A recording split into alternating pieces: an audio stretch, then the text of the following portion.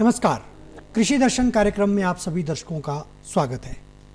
देश के माननीय प्रधानमंत्री द्वारा अप्रैल 2015 में मुद्रा ऋण योजना का शुभारंभ किया गया।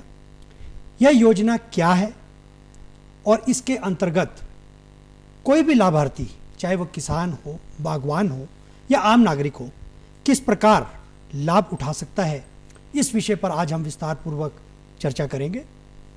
हमने अपने कार्यक्रम में आज विशेष रूप से आमंत्रित किया है श्री राकेश केफ्टा जी को। केफ्टा जी, आपका कार्यक्रम में बहुत बहुत स्वागत है। दर्शकों, हम आपको बताना चाहेंगे कि राकेश केफ्टा जी हिमाचल प्रदेश राज्य सहकारी बैंक के मुख्य कार्यालय में सह प्रबंधक ऋण के पद पर कार्यरत हैं। और जैसा कि आप सभी को मालूम है कि हम अपने इस कार्यक्रम के माध्यम से जो भी विषय रखते हैं उस पर विस्तार पूर्वक जानकारी आपको जो भी हमारे विशेषज्ञ आते हैं उनके माध्यम से उपलब्ध करवाने की कोशिश करते हैं। जैसा कि हमने कार्यक्रम के आरंभ में आपको बताया कि मुद्रा ऋण योजना क्या है, इससे कैसे लाभान्वित हो सकते हैं, इस विषय पर हम केफ्टा जी से जानकारी हासिल करेंगे और हमें अपेक्षा है कि आप अवश्य हमारे इस कार्यक्रम का लाभ उठाएंगे और इस कार्यक्रम को अवश्य देखेंगे। तो अब हम चर्चा को आरंभ करते हैं। केफ्टा जी, इससे पहले कि हम इस योजना पर चर्चा करें, मैं सबसे पहले आपसे जानना चाहूँगा कि हिमाचल प्रदेश राज्य सहकारी बैंक की वर्तमान में कितनी शाखाएं वर्तमान में कार्यरत हैं और साथ ही क्या लोगों को जो एटीएम्स उपलब्ध करवाए जा रहे हैं उनकी क्या वस्तुस्थिति प्रदेश में है?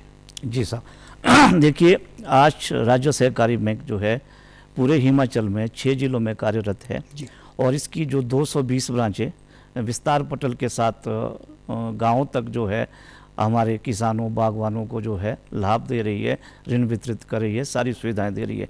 इसके अलावा जो है, जहां तक एटीएम की बात है, राज्य सहकारी बैंक ने अभी तक दूर दराज के क्षेत्रों से लेकर मैक्सिमम उन्हें प्रोत्साहन दिया है कि दूर दराज के क्षेत्रों को हम जो है एटीएम की सुविधाएं से हमारे, ताकि जो हमारे किसान बागवान हैं उनको इसका मैक्सिमम लाभ मिल सके। तो अभी तक हम इसमें 71 के लगभग जो है एटीएम्स हमने लगा दिए है और बाकी सब जो है लगने के कगार पर है, जो बहुत जल्दी जो है सबको इसकी सुविधा मिल जाएगी। केफ्टा जी, आपका जो बैंक है राज्य सहकारी बैंक, इसके माध्यम से कौन कौन से ऋण जो है लोगों के लिए उपलब्ध करवाए जा रहे हैं? जी देखिए, राज्य सहकारी बैंक जो है, आपने अभी सुना होगा, हाल ही में इसे जो है शेड्यूल स्टेटस का दर्जा प्राप्त हुआ है और ये ए ग्रेड श्रेणी में आता है। राज्य सहकारी बैंक शेड्यूल बैंक, मर्यादित बैंक के नाम से अब जाना जाता है। और इस जो हमारा राज्य सहकारी बैंक है, ये डोडरा कुआर से लेकर चंबा से लेकर दूर दराज के क्षेत्रों तक अपनी सेवाएं देता है। अपनी विभिन्न ऋण योजनाएं जो बैंक ने बनाई है, जिसमें मुख्यतः किसानों के लिए किसान क्रेडिट कार्ड योजना है, आपका फार्म प्लस स्कीम के नाम से है, जिसमें सारी जितने भी ट्रैक्टर लोन है, आपका फूल से संबंधित है, फ्लोरिकल्चर है, आपका ट्रैक्टर लोन है, आपके जितने भी कोल्ड स्टोर के लोन हैं, आपके डेयरी से संबंधित लोन है, आपके पोल्ट्री से संबंधित लोन है, फिर होटल के लिए भी हमारा बैंक ऋण देता है, आप गृह निर्माण के लिए देता है, व्हीकल के लिए लोन देता है, सेल्फ एम्प्लॉयमेंट स्वरोजगार के लिए ऋण देता है और बैंक गोल्ड लोन स्कीम के लिए देता है। और बैंक की जितनी भी मैं आपको 52 और 53 के लगभग जो हमारी ऋण है, ये स्कीमें हैं, इसका लोग जो है भरपूर फ़ायदा उठाते हैं और ये बैंक ने लॉन्च की है और आसान इसके जो नियम हैं और इसकी जो शर्तें हैं वो बहुत सरल बनाई गई है ताकि जो है आम लोग इसका फ़ायदा उठा सकें। केफ्टा जी, यदि संपूर्ण परिप्रेक्ष्य में कहा जाए तो लोगों की जितनी भी बेसिक एमिनिटीज़ है उसको देख करके सभी ऋण उपलब्ध करवाए जा रहे हैं। जी केफ्टा जी, अब हम मूल विषय की ओर रुख करते हैं, मुद्रा ऋण। जी, मैं आपसे जानना चाहूँगा कि मुद्रा ऋण क्या है और इसकी जो हम कहेंगे धरातल पर जो इम्प्लीमेंटेशन हुई है ये कब से हुई, इस पर थोड़ा विस्तार पूर्वक बताएं। जी देखिए, बेसिकली जो इसकी आरंभ हुआ ये 8 अप्रैल 2015 को प्रधानमंत्री जी ने इसको रूल्ड आउट किया है। तो ये जो है बैंकों में सितंबर 2015 से इसका इम्प्लीमेंटेशन हुआ, संचालित हुई है ये। तो इसमें जो मुद्रा, इसका नाम दिया गया है प्रधानमंत्री मुद्रा योजना। इस स्कीम का इसका मूल उद्देश्य ये रखा गया है कि इस स्कीम के साथ सब जुड़े जिसके पास जो अपना रोजगार करते हैं वो छोटा है बड़ा है जो भी है, इसमें सारी श्रेणियों को कवर किया गया है। इसकी ऋण की जो मूल विशेषता रखी गई है वो इसको 3 श्रेणियों में बांटा गया है। मूल रूप से इसकी 3 श्रेणियां रखी गई है, जैसे शिशु और आपका किशोर और तरुण। तो 50,000 तक के जो ऋण हैं वो शिशु कैटेगरी में रखे गए हैं।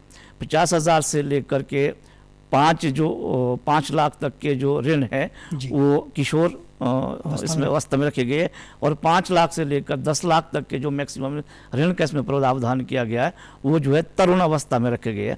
इसकी एक श्रेणी है, और दूसरा जो है इसका नाम रखा गया है कॉमन लोन। इसके अलावा भी अगर कोई दूसरा व्यक्तिगत आदमी लेना चाहे या वो भी इस लोन के माध्यम में आता है।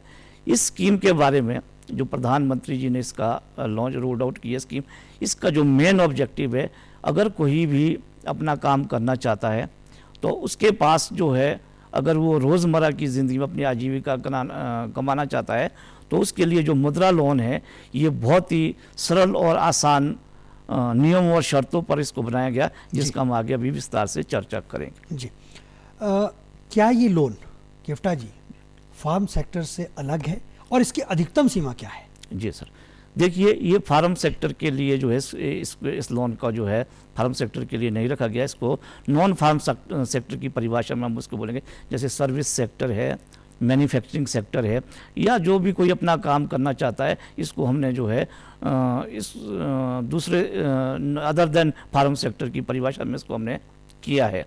जहाँ तक इसकी ऋण सीमा है, इसकी न्यूनतम ऋण सीमा को कोई भी फिक्स नहीं की है, और मैक्सिमम जो ऋण सीमा है ये 10 लाख तक निर्धारित की गई है, और उस की क्षमता को देखते हुए, उसके बिजनेस को देखते हुए इसका निर्धारण किया जाता है। जी केवटा जी, एक आम आदमी या जो भी दर्शक हमारे इस कार्यक्रम को देख रहा है, स्कीमें बन जाती हैं, योजनाएं, चाहे वो देश स्तर पे हो चाहे प्रदेश स्तर पे हो, लेकिन लोगों के मन में एक संशय रहता है, वो एक आम आदमी, चाहे मैं हूँ चाहे आप हैं, कि जो औपचारिकताएं होती है वो बहुत जटिल होती है। कहने को हम कह देते हैं कि सरल है, तो क्या इस लोन को लेने के लिए, क्योंकि आपने कहा कि ये कॉमन मैन के लिए है, कोई सिक्योरिटी की जरूरत है, उस पर भी हम चर्चा करेंगे। अब मैं चाहूँगा कि आप इसकी औपचारिकताओं के बारे में बताएं कि किस तरह से इसके लाभ लेने के लिए एक आम नागरिक इससे लाभान्वित हो, किन किन औपचारिकताओं से उसको गुजरना पड़ेगा। देखिए, इसके लिए हमने सबसे पहले तो इसके लिए आपकी आयु सीमा निर्धारित की गई है कि इसके लिए उसकी जो आयु सीमा है वो जो है 18 साल का होना चाहिए जी। और उसके लिए अगर व्यक्तिगत ऋण लेना चाहता है, अगर एक JLG होता है, जॉइंट लाइबिलिटी ग्रुप जिसको हम बोलते हैं, संयुक्त सहायता समूह, और अपना सेल्फ हेल्प ग्रुप, और इसमें सब जितने भी इसमें लाभार्थी है ये अपना ऋण ले सकते हैं। उनकी, जैसा मैंने बताया कि उनकी क्षमता के अनुसार और उनकी ज़रूरत के अनुसार। ज़रूरत जैसे सपोज करो अगर कोई अपना रोज़मर्रा की ज़िंदगी में कहें कि कोई डेली नीड स्टोर चलाता है जी, तो उसकी हद से हद जो है 4-5 लाख की रिक्वायरमेंट रहेगी मैक्सिमम जी। ठीक है साहब, तो हम उसमें क्या देखते हैं कि जो उसने अपना ITR या साल का अगर नहीं भरा है, उसका टर्नओवर कितना है साल का जी, एक तो हम वो देखते हैं, उसका निर्धारण करते हैं कि इसने साल का टर्नओवर कितना टाइम इसने सेल को रोटेट किया है जी। तो दूसरा हम देखते हैं कि इसका स्टॉक कितना है जी। अगर उनके पास 4 लाख का स्टॉक है तो हम उसके लिए जो है उनको लिमिट उसमें फिक्स कर देते हैं ताकि उनका जो है रोज़मर्रा की ज़िंदगी चली रहे, और उसमें जो है हम उसको स्टॉक का जो है हम उसको 80% तक फाइनेंस कर लेते हैं। आप यूँ कहिए कि अगर 5 लाख का स्टॉक है तो उसकी 4 लाख की लिमिट जो है बैंक फिक्स कर देता है विदाउट एनी कोलेटरल सिक्योरिटी, जिसने आपने बोला कि security, without any collateral security, only hypothecation of stocks, जो भी कहते हैं उसके अपने कब्जे में होता है, जिसको वो बेच सकता है और उससे वो अपना निर्वाह कर सकता है। और इसमें कोई ऐसे कोई जटिल, जैसा कि आपने कहा, ये बहुत सरल है, बस इसमें थोड़ा सा जो है जागरूक होने की बात है। और क्योंकि हमारे जो गांव के लोग होते हैं उसके बारे में अवेयर नहीं होते, तो इसके लिए राज्य सहकारी बैंक में बीच में थोड़ा सा हटके बोलूँगा, राज्य सहकारी बैंक ने जो है इसके लिए हमने जो है लोन मेला ऑर्गेनाइज करे हैं, और हमने वर्कशॉप लगाए हैं जगह जगह पर, ताकि हमारे लोग जो है इन स्कीमों का फ़ायदा उठा सके और इसकी विस्तृत जानकारी हम लोगों तक पहुंचाते हैं। क्योंकि लोग जो है हमारे इन स्कीमों से अनभिज्ञ होते हैं, उन्हें पता नहीं होता है। क्योंकि उनको पता है कि अगर हम बैंक में जाएंगे तो हमारा मकान रख लेंगे गिरवी, हमारी ज़मीन रख देंगे, तो इस तरह का संशय उनके दिमाग में बना रहता है। तो राज्य सहकारी बैंक जो है गाँव लोन मेला ऑर्गेनाइज करता है, पंपलेट्स बांटता है, टीवी पे हम एडवर्टाइजमेंट करते हैं और किसान क्लब के माध्यम से हम जो है विभिन्न ऋण योजनाओं की टाइम टू टाइम जानकारी देते हैं कि आप आइए और इसका जो है भरपूर फ़ायदा उठाइए। तो हम वापस मुद्रा लोन पर आएंगे। तो आपने इसकी फॉर्मेलिटी की बात कही थी, तो इसमें कोई बेसिक फॉर्मेलिटी वाली बात नहीं है। सबसे पहले तो आपको पता है कि एक KYC नॉर्म्स होते हैं, जिसमें आपका आजकल आधार कार्ड को मूल रूप माना गया है, आपका एज का क्राइटेरिया होना चाहिए, आपका प्लेस ऑफ बिजनेस होना चाहिए, आप कहाँ काम करते हैं, आपका अपना शॉप है, किराए पे है आपका, उसमें दोनों चीज़ें मान्य है, आपका चाहे किराए का है चाहे आप बिजनेस अपना शॉप है। उसके बाद आप बिजनेस में टर्नओवर देखा जाता है, वो देखा जाता है CC लिमिट के केस में। जहाँ तक बात रही आपकी टर्म लोन की, जिसको हम दीर्घकालीन लोन बोलते हैं, उसमें हम उस पार्टी की बोरोवर की क्षमता देखते हैं कि उनको टर्म लोन किस पर्पज़ के लिए चाहिए। उनको सपोज करो उन्होंने कोई स्टूडियो खोलना है, कोई कंप्यूटर खोलना है, सेंटर खोलना है, तो उसके लिए इक्विपमेंट्स का कितने का प्रावधान रहेगा, और इक्विपमेंट्स के अलावा उनको और किस चीज़ के लिए लोन उनको चाहिए, तो उसकी उनको कोटेशंस वगैरह लानी होती है, ताकि इस लोन का जो है सदुपयोग हो, इसका दुरुपयोग ना हो। तो जो उसकी पेमेंट है वो उन सप्लायर को दी जाती है जिनसे आप इंस्ट्रूमेंट खरीदेंगे। रही बात तो उस दिनचर्या की लिमिट की, साथ इसमें दोनों प्रावधान है। अगर कोई CC लिमिट लेना चाहे तो वो भी ले सकता है, टर्म लोन के साथ भी ले सकता है। अगर टर्म लोन लेना चाहे तो वो भी ले सकता है। CC लिमिट और टर्म लोन में दो तरह का डिफरेंस होता है कि जो टर्म लोन होगा उसको जो है एक मुश्त में जो भी लाभार्थी होगा वो एक मुश्त में उसका विड्रॉल ले लेता है। तो उसमें क्या होता है उस केस में कि बैंक जो है जितना अमाउंट आपने उस दिन निकाला है, सपोज करो आपका 5 लाख का आपने ऋण निकाला है, तो उसमें जो ब्याज है वो 5 लाख पे लगना शुरू हो जाएगा। वेयरएज जो CC लिमिट है, जिसको इसमें क्या होता है आप तो जानते हैं कि अगर आपने 5 लाख की लिमिट बनाई है तो आज आपको 10,000 की आवश्यकता है, तो बैंक जो है 10,000 पर उसमें ब्याज लगाएगा। अगर 2 दिन के बाद आप उस 10,000 को वापस बैंक में जमा कर देते हैं तो उस लिमिट पे फिर कोई भी ब्याज नहीं लगता है। ये इस स्कीमों की जो है मेन विशेषता है। केवटा जी, इस स्कीम को प्रारंभिक समय में कि क्या सभी जिलों में आपकी शाखाओं के माध्यम से इसकी उपलब्धता हो रही है या अभी कुछ जिलों तक ही सीमित है? जी साहब, देखिए ये स्कीम जो है ये सभी 6 जिलों में, आप यूँ कहिए कि ये पूरे हिमाचल प्रदेश में लागू है और ये अनिवार्य है। और ये युवाओं को, बेरोजगारों को जो अपना काम करना चाहते हैं उनके उत्थान के लिए इस स्कीम का बहुत अहमियत रखती है। ये स्कीम अगर कोई सचमुच अपना रोज़गार करना चाहता है तो उनके लिए ये स्कीम बिल्कुल लाभकारी है और ये पूरे 6 जिलों में है, लागू है। आप यूँ कहिए कि पूरे हिमाचल में, पूरे ऑल ओवर इंडिया में ये स्कीम लागू है। केवटा, जैसा कि आपने कहा कि अभी 6 जिलों, यदि मान लीजिए किसी क्षेत्र में आपके बैंक की शाखा नहीं है और वहाँ का कोई व्यक्ति विशेष इसका लाभ लेना चाहता है, तो वो किस तरह इसके लिए अप्लाई कर सकता है, उसके लिए क्या होना चाहिए? देखिए सर, इसमें बेसिक चीज़ है, इसमें क्षेत्र का, इसमें एरिया का, इसमें कोई भी स्कीम में कोई प्रावधान नहीं रखा गया। मैं आपको एक छोटा सा उदाहरण देता हूँ। इसमें प्लेस ऑफ बिजनेस को महत्व दिया गया है। प्लेस ऑफ बिजनेस, अगर यूँ कहिए कि अगर कोई शिमला में अपना बिजनेस करता है, इर्रिस्पेक्टिव ऑफ वो किसी भी ज़िले का हो, तो उसको शिमला ज़िले से लोन मिल सकता है नियरेस्ट ब्रांच से।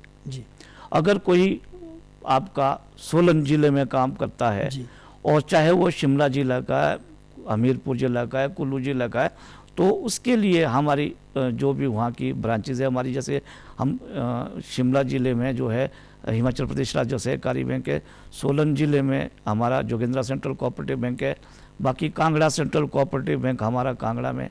पर इस स्कीम में ये विशेषता है कि जो जहाँ बिजनेस करता है, चाहे वो किसी भी क्षेत्र का है और वहाँ 1 साल से वो बिजनेस कर रहा है शिमला में, जी तो उसको शिमला की निकटतम शाखा से ब्रांच मैनेजर जो है उसको लोन देगा।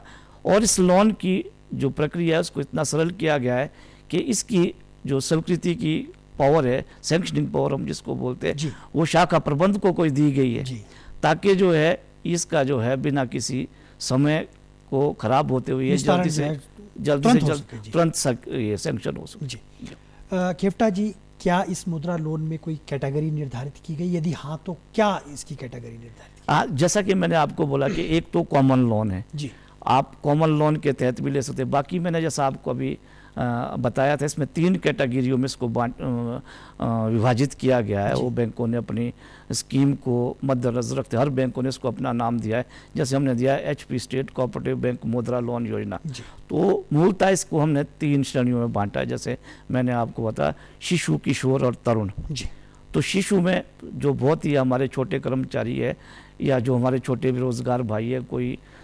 सब्जी का कोई रेडी लगाता है, कोई चाय और छोटा मोटा बिजनेस करता है, तो शिशु को हमने 50,000 तक की श्रेणी में इसमें हमने कवर करा है। जी। 50,000 तक के जो ऋण है वो शिशु कैटेगरी के माध्यम से हम देंगे।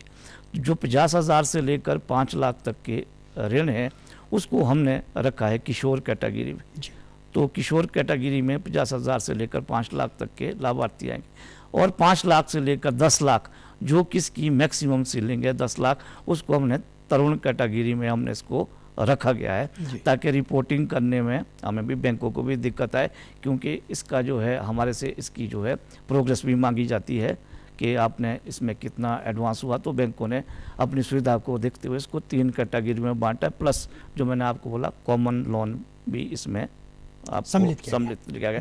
और इस लोन की जो मुख्यतः विशेषता रखी गई है, इसमें कोलेक्टर सिक्योरिटी जो है वो नहीं रखी गई है।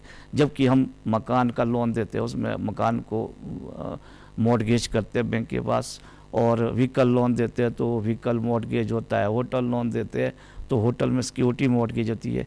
और इस लोन में सबसे बड़ी बात यह है कि इसमें कोई कोलेक्टर सिक्योरिटी नहीं रखी हुई है, क्योंकि कोई भी आदमी छोटे लोन के लिए जो है कोलेक्टर सिक्योरिटी प्रोवाइड भी नहीं कर सकता है। इस वजह से वो अपने रोजगार चलाने से वो वंचित भी रह सकता है। खेवटा जी, बड़ा संक्षिप्त में आपसे उत्तर चाहूँगा। ब्याज दर की यदि हम बात करें, क्योंकि हमने सभी बातों पर जो है चर्चा करी, लेकिन ब्याज दर क्या रहती है इसमें? देखिए सर, इस ब्याज दर का बैंक ने, यूँ तो ये बहुत रिस्की लोन होते हैं, बैंकों की परिभाषा में बताऊंगा मैं आपको, क्योंकि बैंक ने फिर भी इसमें 12% जो अधिकतम ब्याज राशि, अधिकतम रेट ब्याज जो है निर्धारित किया है वो है 12%।